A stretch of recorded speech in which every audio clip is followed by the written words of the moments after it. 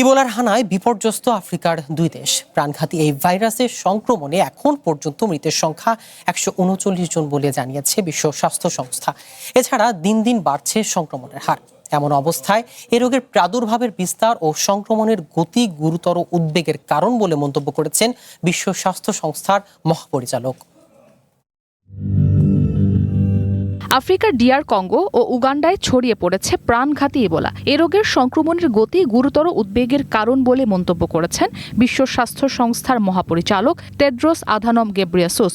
মঙ্গলবার জেনেভায় বিশ্ব স্বাস্থ্য সংস্থার সদস্যদের উদ্দেশ্যে দেয়া বক্তব্যে তিনি বলেন, সংঘাত কবলিত ও দুর্গম অঞ্চলে বাস্তুচ্যুত লাখো মানুষের কাছে স্বাস্থ্যকর্মীরা পৌঁছাতে হিমশিম খাচ্ছেন।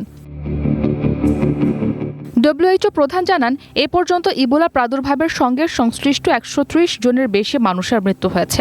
এছাড়া 500-র বেশি সন্দেহভাজন রোগী শনাক্ত হয়েছে। গত শনিবার ইবোলা পরিস্থিতিকে জনস্বাস্থ্য জরুরি অবস্থা ঘোষণা করেন তিনি। জরুরি কমিটি আহ্বানের আগেই WHO প্রধানের এমন ঘোষণা এটিই প্রথম। টেড্রোস বলেন, কয়েকটি উদ্বেগজনক কারণে এই প্রাদুর্ভাব আরও ছড়িয়ে পড়তে পারে। একই সাথে বাড়তে পারে মৃত্যুর সংখ্যা।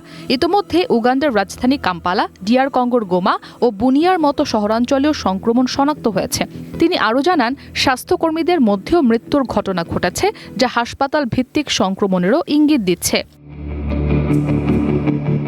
WHO জানায়, ডিআর কঙ্গোর ইতুরি প্রদেশে এই রোগের প্রাদুর্ভাব গত 2 মাসে আরও তীব্র হয়েছে। মে মাসের শুরুতে এই এলাকাতে প্রথম ভাইরাসটি শনাক্ত হয়। দেশটিতে চলা সংঘাতময় পরিস্থিতির কারণে সেখানে ব্যাপক জনসংখ্যার স্থানান্তর ঘটেছে। 1 লাখের বেশি মানুষ নতুন করে বাস্তুচ্যুত হয়েছে। ইবোলা প্রাদুর্ভাবের সময় মানুষের চলাচল সংক্রমণের ঝুঁকি আরও বাড়িয়ে দিতে পারে বলে সতর্ক করেন তিনি।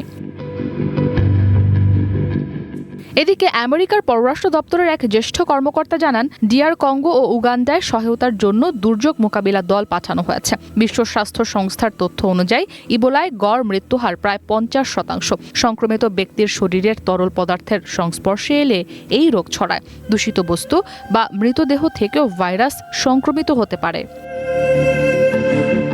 আমেরিকার সংক্রামক রোগ নিয়ন্ত্রণ ও প্রতিরোধ কেন্দ্র সিডিসি জানিয়েছে, বর্তমান ইবোলা প্রাদুর্ভাবের জিনগত বৈশিষ্ট্য 2007 ও 2012 সালের প্রাদুর্ভাবের সঙ্গে মিল রয়েছে। ফলে এ ভাইরাস শনাক্তে প্রয়োজনীয় প্রযুক্তি ও পরীক্ষা সামগ্রী স্বাস্থ্যকর্মীদের কাছে রয়েছে। ইসরাত মুক্তি, ওয়ান ইন্টারন্যাশনাল ডেস্ক।